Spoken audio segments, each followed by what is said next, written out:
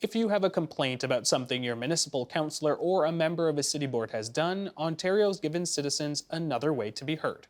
Integrity commissioners are now required for every municipality. Here's an overview of what that means.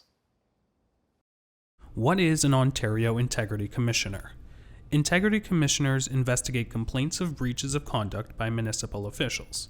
Commissioners are appointed under Section 223.3 of the Ontario Municipal Act. As of 2019, all Ontario municipalities are required to have an Integrity Commissioner. The Commissioner's work begins when a complaint is made that a civic official has contravened a code of conduct. Complaints can be filed against councillors and members of civic boards. Anyone can file a complaint. The Commissioner reviews the complaint and determines if an investigation is warranted. The municipality and municipal boards must give the Commissioner information needed to investigate the complaint, such as financial records, electronic data, reports, and files. Once the investigation is completed, the Commissioner makes a recommendation to the Municipal Council. If a contravention of the Code of Conduct has occurred, the municipality can impose a penalty. Penalties range from a reprimand to a 90-day suspension.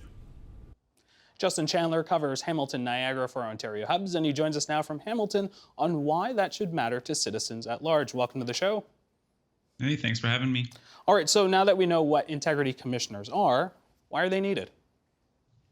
Well, essentially, this is an accountability office that allows people more direct accountability when they want to report something that they think may have gone wrong with a councillor or with a local board. So the reason that this is important is we do have other accountability offices in Ontario, for example, the Ontario Ombudsman, which the Integrity Commissioner is sort of buried underneath. But whereas the Ombudsman looks at bigger picture things, for example, the crisis in long-term care homes, the Integrity Commissioner can actually look at that person who sits on the police board at your council who's looking after a particular portfolio of money or something like that. So it gets a lot more granular, but these are still important things that affect the neighborhood. As we noted, this was made mandatory in 2019. I'm sure people are wondering, why should they care about the appointment of an Integrity Commissioner in their town or city? Well, again, it's something that this is your neighborhood, it's your town, it's your city, and there's rules that have to be followed for the people who govern them. So these are people who are tasked with enforcing those rules. And whether or not you care about the rules, they're doing it with your money. So that's another reason to care, is because in the end, it's the municipality that's fitting the bill for this. And these can be quite expensive when we talk about at the end of the day when these reports are done. How high can they go? Well, that really depends on how many investigations are happening. Integrity commissioners can also bill for advice. So councillors, if they think they might be running afoul of, say, a conflict of interest rule, they could talk to the integrity commissioner and they can bill for that advice. And it's said that that can be a bit of a cost savings. But these investigations, for example, in Port Colborne this year, hit up nearly 40,000. In Niagara Falls, you're thinking maybe around 145,000. In Welland, they spent about 10,000, and that was for advice and for investigations. But you can see that this it racks up pretty quickly. I want to talk about one report that you highlighted in your latest article for TVO.org that had a relatively positive outcome. Tell us about that. Yeah, so this was a case in Welland where a councillor, basically he owns a cafe, and the cafe does some business with the library. And so when a decision about the library came before council, this councillor should have recused himself from the decision, and he had in the past. However, in this case, he did not. And so he said that this was an oversight. It was brought forward to the Integrity Commissioner. They talked it out, and the Integrity Commissioner said, yes, I believe this was an oversight, and this person should apologize. And so the councillor apologized and says that they think, they didn't want to do it, and it felt bad. Nobody likes to get called out for making a mistake. But in the end, they said this was a good process, and they learned from their mistake. So that seems like a pretty safe case, but I can see this being politicized or weaponized. Has that been the case in some of the examples that you've seen? Yes, things can get a little bit spicy. Also in Welland, we had a case where there was one particular councillor who really didn't like that another councillor was smiling at him in a meeting. And so he basically told the other councillor, I'll meet you out in the parking lot or something like that. And so that councillor filed a complaint saying the councillor over there complained about me when I was smiling and threatened me. And so This went forward to the integrity commissioner, and then the integrity commissioner brought up the councillor who made the threats and said, like, what do you have to say for yourself? And so that councillor filed a counterclaim and said that he was being harassed by the smiler.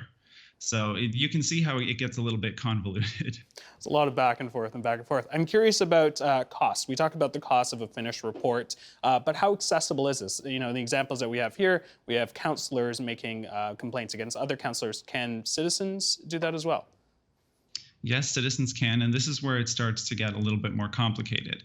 As councils have seen these costs go up, and remember, this is a relatively newer expense, being as some councils had integrity commissioners before, but since 2019, they became more known, and more people are perhaps making complaints than they were before, is some of the belief around this. So in an effort now to tamp down increasing costs, certain councils are trying to impose fees on people to make complaints. So, for example, in St. Catharines, it costs about $36 to make a fee.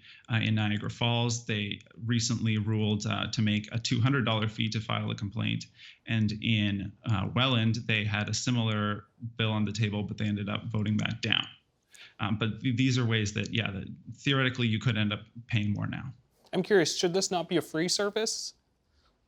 Well, that's what the Ontario Ombudsman says. They say that this should be a free service, and integrity commissioners can throw out frivolous complaints, as you saw with that example in Welland with the smiling. But some councillors don't agree, and they say this is costing a lot of money. They're worried about the infighting, and they're looking for any sort of deterrent. So let's talk penalties. Are there real penalties, or is this just paperwork? And I think what I'm really trying to ask is, can you get fired for having a complaint that goes through?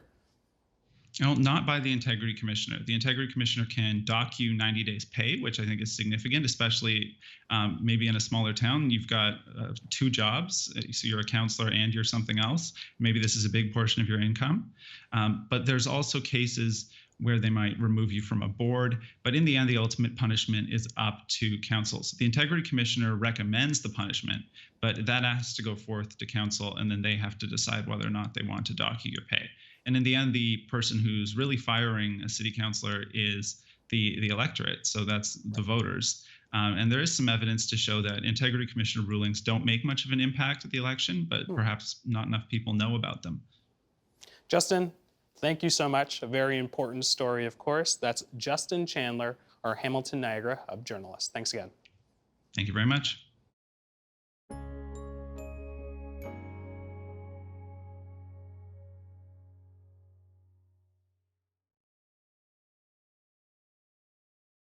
The Agenda with Steve Paikin is brought to you by the Chartered Professional Accountants of Ontario. CPA Ontario is a regulator, an educator, a thought leader, and an advocate. We protect the public. We advance our profession. We guide our CPAs. We are CPA Ontario. And by viewers like you. Thank you.